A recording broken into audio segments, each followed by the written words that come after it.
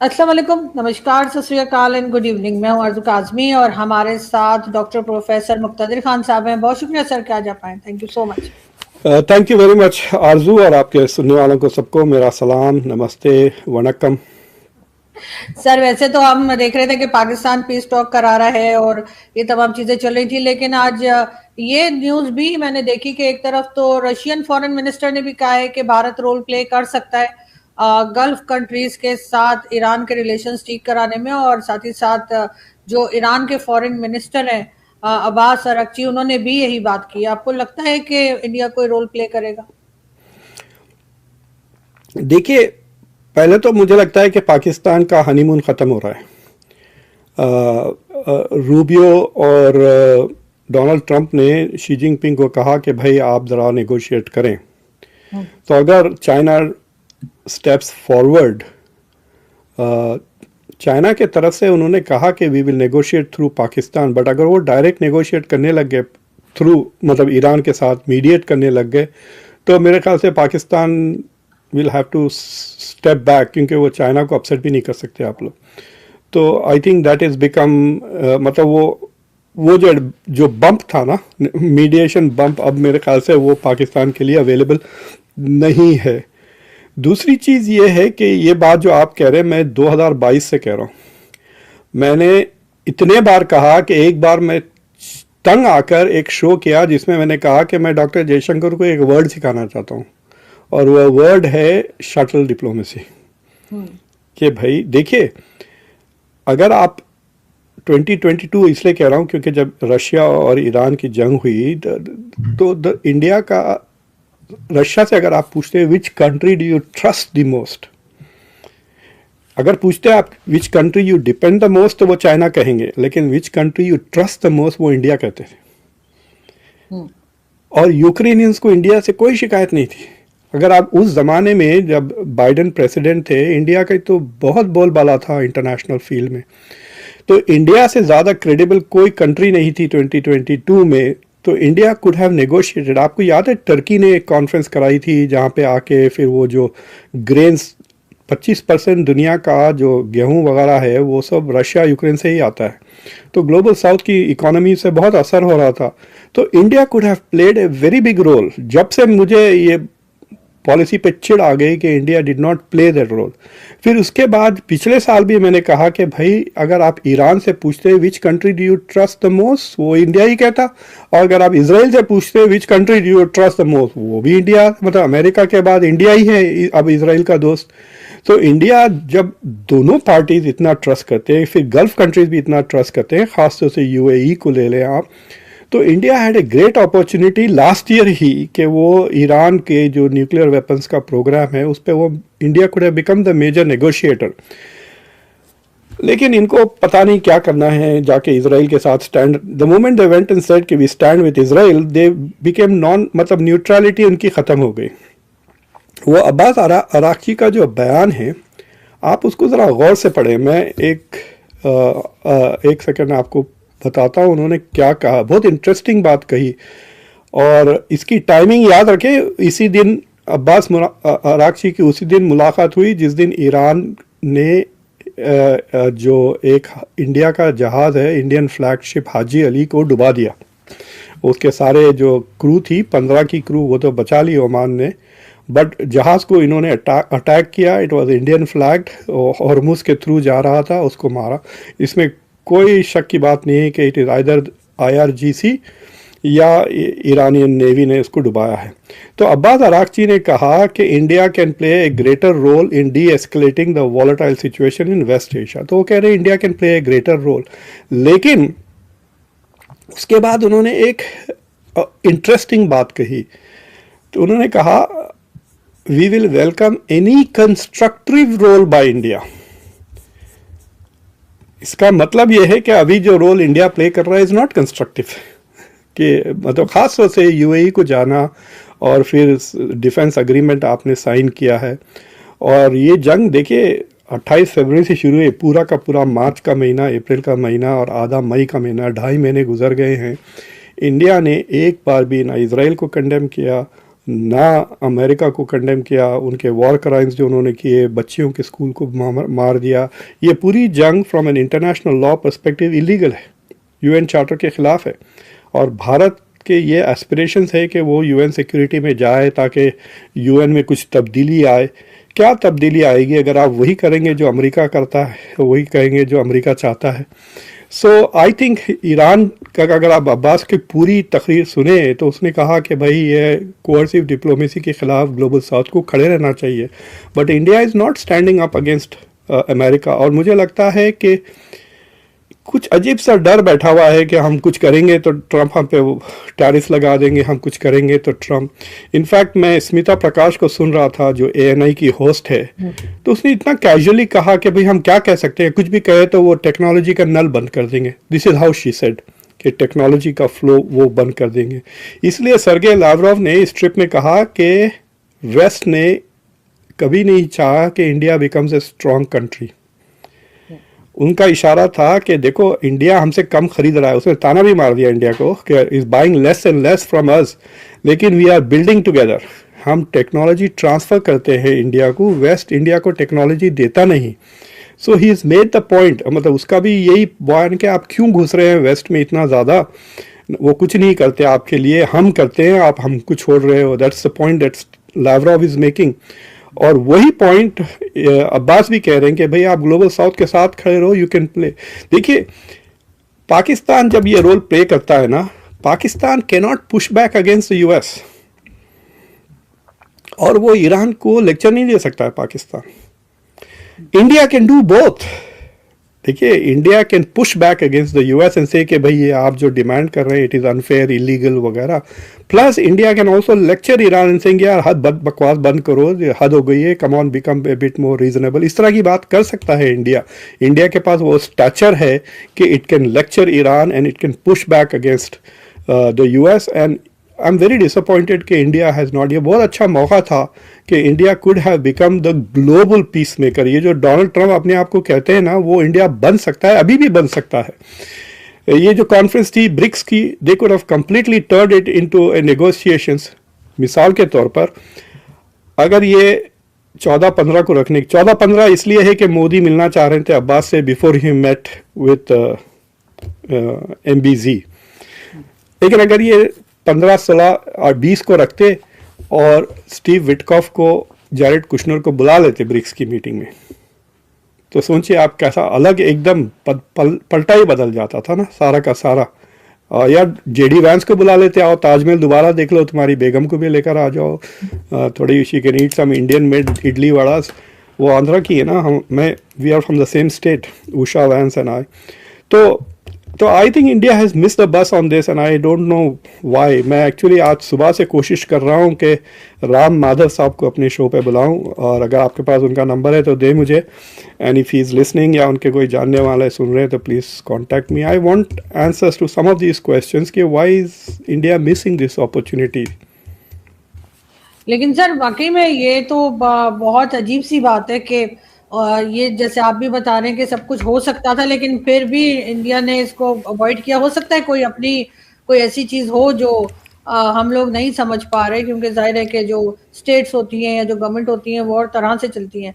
लेकिन इस वक्त ईरान जो है वो, क्या आपको लग रहा है गल्फ स्टेट्स के साथ अपने टर्म्स को बेहतर करना चाह रहा है? वैसे तो उसने इतने अटैक्स किए हैं हर कंट्री के ऊपर, इंक्लूडिंग UAE।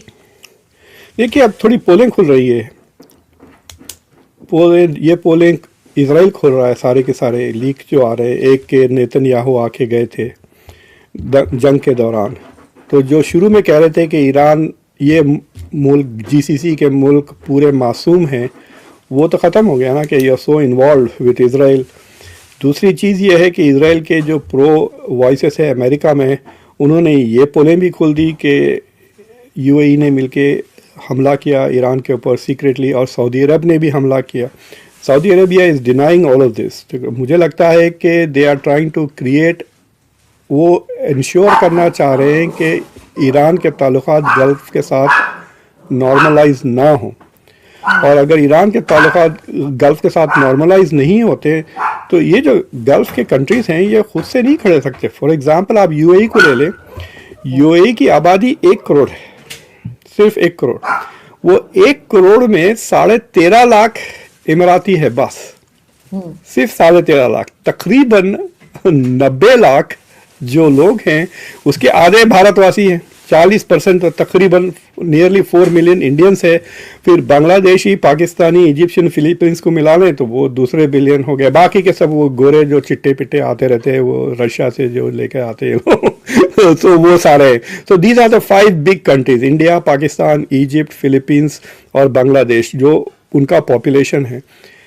लेकिन अगर इमेजिन करें कोई सीरियस जंग हो जाती है यूएई की, यानी ग्राउंड इन्वेजन हो जाता, तो क्या ये भारतवासी पाकिस्तानी लड़ेंगे? वो सीधा भाग के आ जाएंगे, एकदम 1/10 हो जाएगा यूएई का पॉपुलेशन, राइट? सो ये मुल्क कैन नॉट स्टैंड इंडिपेंडेंटली, कोई भी मुल्क ऐसा नहीं है। वो तो इतना छोटा है कतर। आज से 7-8 साल पहले मेरी कतर के फॉरेन मिनिस्टर से तूते महमी हो गई थी दोहा में।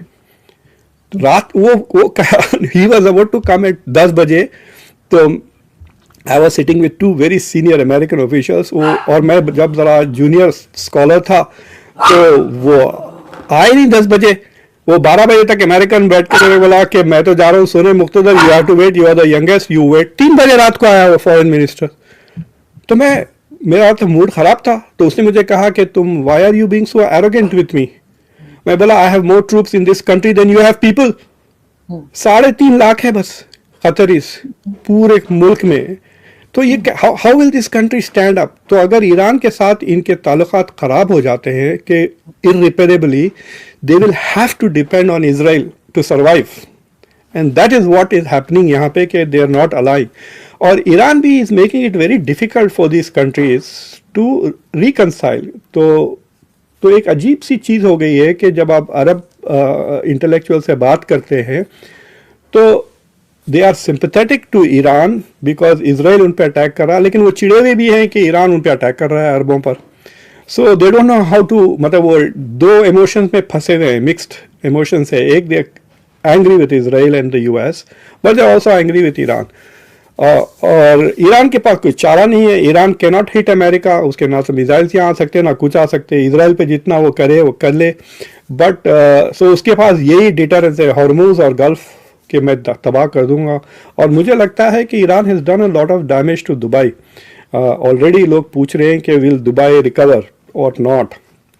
मैं आपको कहता हूँ आप कांटेक्ट करें उनको और कहें मैं 1-2 शोज करती हूँ लाइव दुबई से, मुझे फ्री टिकट दे दें, they might give it to you. Free ticket, hotels तो 80% खाली पड़े हुए हैं। अच्छे जाके बुर्ज खलीफा में बैठकर आप वहाँ से 2-3 लाइव शोज करें टू टेल पीपल के दिखाए। लेकिन वहाँ पे बहुत खतरनाक है, वो जेल में डाल दे रहे हैं अगर आप एक गलती से एक भी फोटो दिखा दी डैमेज की, तो they are putting people in prison. इसीलिए सर जो लोग वहां पर हैं वो इसी तरह की फोटोज डाल रहे हैं, इसी तरह की ट्वीट्स लगा रहे हैं कि जैसे सब कुछ नॉर्मल है और कुछ भी नहीं हुआ है। लेकिन सर इजराइल के जो नेतन्याहू हैं वो यूएई गए और ये खबर जो है अब नेतन्याहू के ही मीडिया हाउसेस से जो है वो चल रही है। दूसरी तरफ यूएई जो है वो इनकार कर रहा है। क्या मुश्किल में डाल दिया है इजराइल ने? यूएई वाले इतने चिढ़ गए हैं, तो यूएई का एक ऑफिशियल ने कहा हम इसलिए इसको कभी नहीं बुलाए कि that is why we have never invited Netanyahu, क्योंकि उसके we don't trust his office.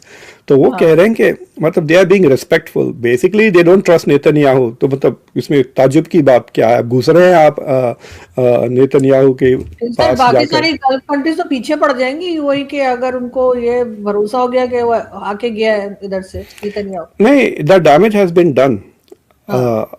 तो अगर लोग देखिए, ये जो गवर्नमेंट्स हैं गल्फ की, ये दुनिया में सिर्फ एक ही जगह है जहां रियल किंग्स हैं। अगर इन्होंने कहा ऑफ विथ योर हेड, तो अगले जुमा से पहले आपका ऑफ विथ योर हेड हो जाता है। मतलब दुनिया में कहीं भी नहीं है। तो ड्यूरिंग द अरब स्प्रिंग मैंने काफ़ी ट्रैवल किया ड्यूरिंग दिस कंट्रीज, इंक्लूडिंग मतलब काफ़ी मैंने हाई लेवल्स पे मीटिंग्स की। तो द ओनली प्लेस जहाँ पे थोड़ा चेंज आया वो मोरक्को में आया, जहाँ पे he is moving towards becoming a constitutional monarch, जैसा किंग चार्ल्स इंग्लैंड में, जैसा यूरोप के किंग्स हैं वो नॉमिनल हैं। इनफैक्ट बास आई थिंक डेनमार्क का जो किंग है वो तो एयरलाइन का पायलट भी है, वो नौकरी भी करता है वो। हाँ, बट ये किंग्स तो रियल है। मतलब इसमें इनकी पर्सनल वेल्थ और स्टेट वेल्थ में कोई फ़र्क नहीं है। तो ये कोशिश, इनका नंबर वन गोल है रेजिम कॉन्टिन्यूटी, कि कब तक हम ये मोनार्की को बचा के रखें। अभी पोल खुली है कि यूएई ने एक स्विट्ज़रलैंड की एक एजेंसी को हायर किया इस्लाम को बदनाम करने के लिए, to attack Islam and Muslim organisations, क्योंकि वो डरे हुए हैं कि मुस्लिम ब्रदरहुड के वजह से कुछ किस्म से रेवोल्यूशन आ जाए या किस किस्म से मोनार्की ख़त्म हो जाए। तो ये सारे मुल्क are trying their best to keep monarchy going. National interest भी उनके लिए is not important. National interest सिर्फ उस हद तक के इम्पॉर्टेंट है कि पब्लिक को खामोश रखें, ख़ासतौर से सऊदी अरेबिया, क्योंकि सऊदी अरेबिया में वाकई में 2 करोड़ सऊदीज़ हैं, बड़ा मुल्क है। तो दे हैव 10 मिलियन, उनके पास भी 1 करोड़ बाहर से लोग हैं, लेकिन 2 करोड़ उनके खुद के लोग हैं, जिससे वो डरते हैं MBS। इनफैक्ट सऊदी अरेबिया के एक एम्बेसडर थे बंदर बिन अब्बास, उन्होंने कहा था यहाँ पर अमेरिका में, अरे यार डेमोक्रेसीज में जब पब्लिक ओपिनियन तुम्हारे खिलाफ होता है तो तुम्हारी सीट चले जाती, मोनार्कीज में जब पब्लिक ओपिनियन हमारे खिलाफ जाता है तो हमारी गर्दनें कट जाती हैं। So he had made that point कि they are afraid of the public opinion in the Gulf. But Emirati और कतर में क्या कर लेगी वो 300, उतने तो फॉरेन फौजें बैठी हुई हैं वहाँ पर, American soldier, they will protect these royalties. तो ये मुल्क जब तक मोनार्कीज है, आई डोंट थिंक कि they will work for regional interest या national interest. It is only regime interest जो इनको मोटिवेट करता है। बिल्कुल, लेकिन सर अगर हम बात करें गल्फ की और ईरान की और उसमें ट्रम्प की बात ना हो तो सर ऐसा तो नहीं हो सकता। तो सर ट्रम्प अभी चाइना गए और वहां जाके शी जिनपिंग की इतनी तारीफें की कि मैंने सुना शी जिनपिंग की भी समझ में नहीं आ रहा कि ये हुआ क्या। तो सर कैसे इनके विजिट को आपको लगता है कितना सक्सेसफुल है? ये मीटिंग बहुत नुकसानदेह थी अमेरिका के लिए। इसमें क्या हो गया है, इट इज़ लाइक सेइंग कि भाई अगर आप वर्ल्ड क्लास प्लेयर हो और आप महल्ले के प्लेयरों के साथ खेलोगे तो आपका स्टैंडर्ड गिरेगा ही। तो ये मीटिंग से शी जिनपिंग ने अमेरिका को अपने लेवल पे लेकर आ गया और ट्रंप ने चाइना को अपने लेवल पे लेकर आ गए। तो फायदा चाइना का हुआ है, अमेरिका का नहीं। दूसरी body language, attitude, language, it is so awful. एक जगह तो प्लीज कह रहा था ट्रंप, आपने देखा होगा, वो तो बहुत अब यहाँ पे बहुत चलेगा, जिसमें he it's looking as if he is begging for cooperation. उसके बाद आप देखिए जो ओनली इंटरेस्टिंग चीज जो अमेरिका के तरफ से आई है वो बोर्ड ऑफ ट्रेड वाली, जो जिसके वजह से ट्रेजरी सेक्रेटरी स्कॉट बेसेंट को लेके गए। जो अमेरिका ये जो सैंक्शंस लगाता है ना, ये यूनिलैटरल सैंक्शंस है, सेकेंडरी सैंक्शंस है। तो अमेरिका कहता है कि जैसा कि इंडिया ने चाबहार भी छोड़ दिया तेल खरीदना भी, तो कहता है कि आपकी जो कंपनीज ईरान के साथ डील करेंगे वो कंपनीज किसी अमेरिकन कंपनी के साथ डील नहीं करेंगे। That is the secondary sanctions. तो चाइना ने एक लॉ बनाया कि वो कंपनीज जो अमेरिका के सैंक्शंस पे चलते हैं उसके खिलाफ हम सैंक्शंस कर देते हैं। दैट इज द चाइनीज, जो उन्होंने एक नया रूल बनाया है। तो वो खत्म करना चाह रहे थे, वो नहीं खत्म हुआ, चाइना ने वो रखा। फिर इन्होंने कहा कि भाई आप ईरान से तेल लेना छोड़ दे, वो भी नहीं माना ईरान। कोई भी चीज इन्होंने जो रिक्वेस्ट की वो कुछ नहीं, सिर्फ 200 हवाई जहाज खरीदे और सोयाबीन्स वगैरह कुछ, which is also in Iran in China's interest. लेकिन चाइना ने जो वार्निंग दी ना लेके ताइवान को, that has come across as very straight. एक लफ्ज नहीं निकला ट्रंप के मुंह से अबाउट ताइवान, सिर्फ मार्को रूबियो ने थोड़ा जवाब दिया।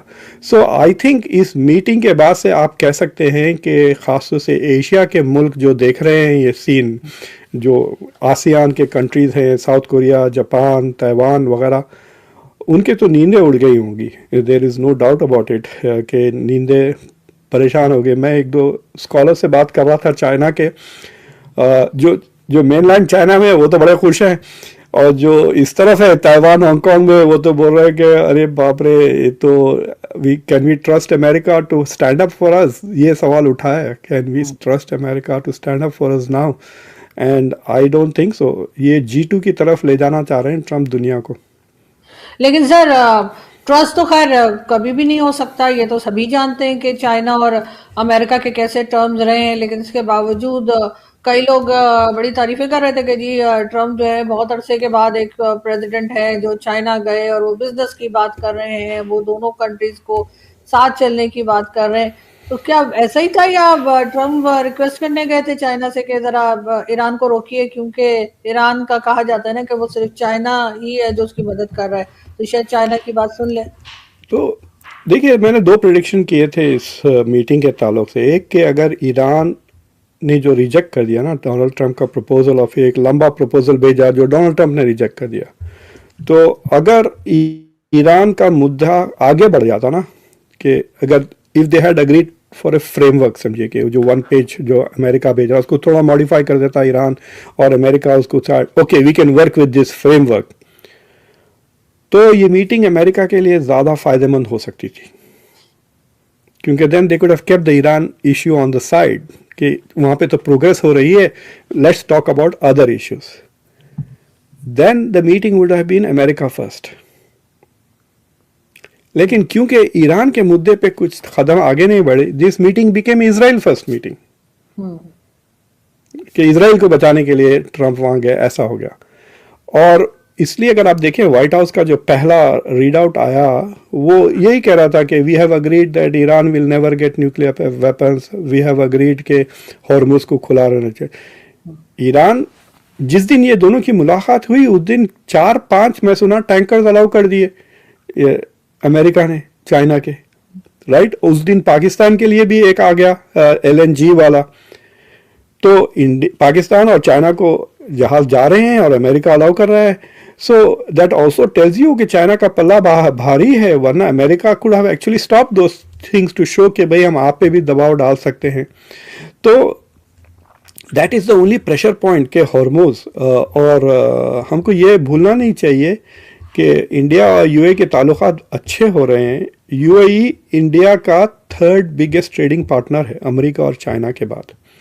तकरीबन $100 बिलियन का इस साल ट्रेड हो जाएगा अगर हॉर्मुज खुल जाता है। लेकिन UAE का सबसे बड़ा ट्रेडिंग पार्टनर चाइना है। ये ईरान को भी याद रखना चाहिए कि ईरान से ज़्यादा ट्रेड चाइना UAE के साथ करता है। So for China it's not just about Iran. Yes, Iran से 90% ईरान का तेल गोज टू चाइना, वो चाइना के लिए 10% भी नहीं है चाइना का टोटल ऑयल। लेकिन उसकी जो प्रॉफिट्स हैं वो काफ़ी हाई है, क्योंकि वो $10-15 डिस्काउंट पे बेचते हैं। So yes, Iran is important geopolitically भी, इसलिए इम्पॉर्टेंट है जब तक कि ईरान ये मिज़ाइलें खा रहा है, वो अमेरिका के सप्लाईज कम हो रहे हैं, there will be less missiles to shoot at China. तो वो भी दिख रहे। Russia is also quite happy, क्योंकि तवज्जो यहाँ है तो वो यूक्रेन में जो चाहे वो कर सकते हैं। सो इन दैट सेंस आप कह सकते हैं कि रशिया और चाइना ईरान का इस्तेमाल कर रहे हैं टू डिस्ट्रैक्ट द US एक तरह से। एक मशहूर कहावत है नेपोलियन की, जो चाइना के स्कॉलर्स बार बार रिपीट करते हैं। तो नेपोलियन ने कहा था कि जब आपका दुश्मन गलती कर रहा है तो उसको डिस्टर्ब ना करें। बहुत अच्छा, बिल्कुल ना छेड़े, करने दे। लेकिन सर लास्ट में मैं इधर पूछना चाहूंगी कि एक तो ₹3 4 साल के बाद जो है फ्यूल प्राइस बढ़ी है भारत में। हमारे यहाँ तो रोज हर वीक का ही तमाशा है, तो इसलिए हम लोग बहुत आदी हैं। तो कहा जा रहा है 4 साल के बाद ₹3 बढ़ाए। लेकिन उसके साथ मोदी जी की एक तकरीर थी या एक जगह वो कहीं एड्रेस कर रहे थे, तो उन्होंने यार अपील कर रहे थे इनफैक्ट पब्लिक से कि आप गोल्ड ना खरीदें, आप ट्रैवल ना करें, और उस तरह की 2-4 चीजें थी। लेकिन उस पर एक स्टैंड अप कॉमेडियन का मुझे बड़ा अच्छा लगा क्लिप। वैसे मतलब मुझे हंसी आ रही थी। वो कहने लगे कि जहाँ पर जो है वो 60% लोगों को राशन दे रही हो गवर्नमेंट, तो वो कहाँ गोल्ड खरीदने जा रहे होंगे। तो उनका आपको लगता है कि इस तरह की अपील जो चल रही है और जो प्राइस बढ़ी है फ्यूल की, क्या और आगे भी बढ़ेगी? तो आपके सुनने वालों को कहूँगा कि मैंने इस पर काफ़ी तफसीलन शो किया। ये तकरीर उन्होंने हैदराबाद में की, नरेंद्र मोदी ने अपील की। पहले तो अपील की कि गोल्ड ना खरीदें। वो जो 7 पॉइंट्स ना, अर्नब गोस्वामी कह रहे हैं कि जो ये 7 पॉइंट फॉलो नहीं करेगा वो एंटी नेशनल है। एनीवे, वो जो 7 पॉइंट है उसमें 4 points are about reducing fuel consumption, fuel और गैस। हाँ ठीक है, वो कह रहे हैं कि आप घर से काम करें, मोटरसाइकिल ना चलाएं, गाड़ियां ना चलाएं, ट्रेन पकड़ें, मेट्रो पकड़ें, बाहर ना जाएं वगैरह। तो जो और 3 चीज़ें वो हैं कि डॉलर खर्च ना करें। सो आप बाहर डेस्टिनेशन वेडिंग्स ना करें, वेकेशंस आप एट होम लें, डोंट इंपोर्ट गोल्ड एंड दूसरे चीज़ें, और नॉर्मल चीज़ें भी देसी ही खरीदें। अगर आप बाहर की इस्त्री खरीद रहे हैं, बाहर के कपड़े खरीद रहे हैं, तो भी डॉलर जा। सो बेसिकली दो चीज़ें वो प्रिजर्व करना चाह रहे हैं कि रिड्यूस कंजम्पशन ऑफ एनर्जी जो हम गल्फ से आ रही है, और दूसरा डॉलर। रुपये की कीमत इतनी बुरी तरह से गिर रही है कि जब नरेंद्र मोदी प्राइम मिनिस्टर बने थे, रुपया 59 या 61 के करीब था, बिटवीन 59-61, अब 95 हो गया है, which is the highest record, और 100 हो जाएगा। उसको रोकने के लिए आरबीआई ने तकरीबन $40 बिलियन खर्च कर दिए। देखिए, जब रुपया, उसके दो वजूहत है। एक तो तेल महंगा हो गया, राइट, 65 से 105 हो गया है तेल की कीमत। तो जब इंडिया एक बैरल खरीदता है तो पहले $65 देता था, अब $105 देता है। तो इंडिया जो तेल खरीद रहा है उसको पहले डॉलर खरीदना पड़ता है, क्योंकि रुपये कोई नहीं ले रहा है। तो वो डॉलर जब ये खरीदते हैं तो डॉलर का डिमांड बढ़ जाता है, तो उससे डॉलर की कीमत बढ़ रही है, रुपये की कीमत गिरे जा रही है। तो आप मार्केट गए डॉलर खरीदने और डॉलर महंगा होते जा रहा है, तो आपके और पैसे ज़्यादा खर्च हो रहे हैं। तो this is why they are saying कि कम खरीदना चाह रहे हैं। So India is worried. I don't know कि इंडिया के पास $690 बिलियन हैं अभी, but they are still worried about foreign exchange, which is because India net importer है, इम्पोर्ट ज़्यादा करता है, एक्सपोर्ट कम करता है। तो ये दो चीज़ें, प्लस मोदी ने एक चीज़ ऐसी की जो वो प्रेस कॉन्फ्रेंस नहीं करते तो बच गए वो। अगर इंडिया में एक हिम्मत वाला बंदा होता ना, तो ये पूछ लेता मोदी से कि भाई आपने ये एक इलेक्शन हुए तक आप खामोश बैठे रहे इन सारी चीज़ों के बारे में, इलेक्शंस जो असम, उसके बाद ही कहा, यानी मुल्क को इन्होंने डुबाया कई महीने। ये जो ऑस्टेरिटी मेजर्स है, ये एक महीना पहले कर लेते तो और डॉलर बच जाते, शायद रुपए की कीमत ना गिरती। लेकिन आप इलेक्शन जीतने के लिए आपने भारत के नेशनल इंटरेस्ट को कॉम्प्रोमाइज किया है। So I think that is what he is trying to do, कि things are going to get difficult. जब $10 से तेल की कीमत बढ़ती है, यानी जैसा 65 थी, 65 से जब 75 हो गई, तो हर $10 के लिए इंडिया को $15 बिलियन खर्च करना पड़ता है। So it is a very serious. और ये सिर्फ इंडिया के लिए नहीं है, जो हर मुल्क, ये पाकिस्तान के लिए भी है। पाकिस्तान में क्या हो रहा है, इंडिया की सरकार ने कहा जो पब्लिक सेक्टर के जो रिफाइनरीज है उनको कहा कि आप लॉस बर्दाश्त कर लें, क्योंकि एक चीज़ याद रखें, इंडिया में तेल की कीमत कभी कम नहीं होती। अब अगर तेल की कीमत गिर गई ना, तो ये पेट्रोल सस्ता नहीं होने वाला, यही प्राइस पे रहेगा।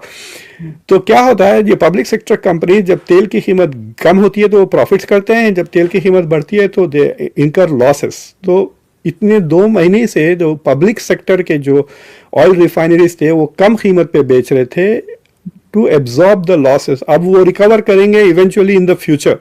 पाकिस्तान में क्या हो रहा था, सरकार आप इमीडिएटली कस्टमर पे भेज रहे थे पैसे, तो इसलिए आपके पास जब भी तेल 120 हुआ तो आपके पास महंगा हो गया, जब तेल 95 हो गया था ना बीच में थोड़े दिन पहले सीज फायर के बाद, तो फिर आपके पास पेट्रोल कम हो गया, because there is no intermediary. तो योर डायरेक्ट असर हो रहा है आपके पास पब्लिक पर। इंडिया पे वो नहीं हो रहा था, अब जो होगा it will become more direct connection. और अपील कोई सुन नहीं रहा है उनकी अपील। अब देखिए 15% कस्टम्स लग गए हैं सोने पे और चांदी पर इंडिया में। सोना भी जब आता है उससे फिर रुपए की कीमत गिर जाती है, इसलिए भी वो सोना चांदी पे कंट्रोल करना चाहें। They don't want to use it as a substitute reserve की तरह हो रहा है, तो वो डॉलर रिजर्व रखना ही चाह रहे हैं, क्योंकि अगर आप सोना इंपोर्ट करेंगे तो फिर डॉलर खरीदेंगे तो फिर डॉलर की कीमत बढ़ जाएगी, पैसे भी चले जाएंगे, बाहर चले जाते हैं। एक प्रॉब्लम इंडिया में जो हुआ है पिछले 6-7 महीने में, तकरीबन $60 बिलियन प्राइवेट इन्वेस्टर्स पैसे छोड़ के मार्केट चले गए। और ये जब बेच रहे हैं ना, जैसा कि लेट्स से कि आप गोल्डमैन सैक्स है, आपने $10 बिलियन इंडिया में इन्वेस्ट किया हुआ है, आपने वो बेच दिया, लेकिन आप बेचे तो रुपये में, लोकल शेयर होल्डर्स। अब वो सारे वो रुपये लेके आप जाएंगे मार्केट में डॉलर खरीदने के लिए, क्योंकि वो डॉलर वापस मुझे देना है, क्योंकि मैंने इन्वेस्ट किया था गोल्डमैन सैक्स में। तो वो डॉलर खरीदने जाके फिर डॉलर का डिमांड बढ़ा रहे हैं, तो इसलिए भी डॉलर महंगा होते जा रहा है, और जिसकी वजह से पेट्रोल महंगा होते जा रहा है इंडिया में। सर वैसे ये भी तो आज मैं देख रही थी टीवी पे, हमारे न्यूज चल रही थी, खैर वो मैंने वैसे भी उस पे इंटरनेट पे भी देखा था। गौतम अडानी जो है उनके ऊपर केसेस बने हुए, वो केसेस अमेरिका खत्म कर देगा तो वो $10 बिलियन जो है वो अमेरिका में इन्वेस्ट कर देंगे। वे समझ मैंने रही थी आज कि आई थॉट कि शायद हमारे यहाँ ऐसा होता है, पैसा दो और निकल जाओ, लेकिन सर ये अमेरिका में भी मैंने एक पूरा शो किया कि justice is for sale in America, और आज मैं सत्य हिंदी पर ये पूरा शो इसी पे था। तो मैंने दावा किया है कि जिस दिन 15,000 जॉब्स क्रिएट होंगे उस दिन मैं सत्य हिंदी पे अपनी मूंछ मुंडा दूंगा, लाइव शो पे अपनी मूंछ निकाल दूंगा। It is not going to happen. इन्होंने लिटरली, देखिए what Gautam Adani did, smart चीज के, जो ट्रम्प के पर्सनल लॉयर है उसको अपना लॉयर बना लिया। इसमें न्यूयॉर्क टाइम्स ने पढ़ी तफसीलन, और उन्होंने जाके प्रेजेंटेशन किया कि अगर आप हमारे खिलाफ केसेस डिस्चार्ज कर देते हैं, ड्रॉप कर देते हैं चार्ज, तो मैं $10 बिलियन इन्वेस्ट करूंगा अमेरिका में और 15,000 जॉब्स क्रिएट करूंगा उससे।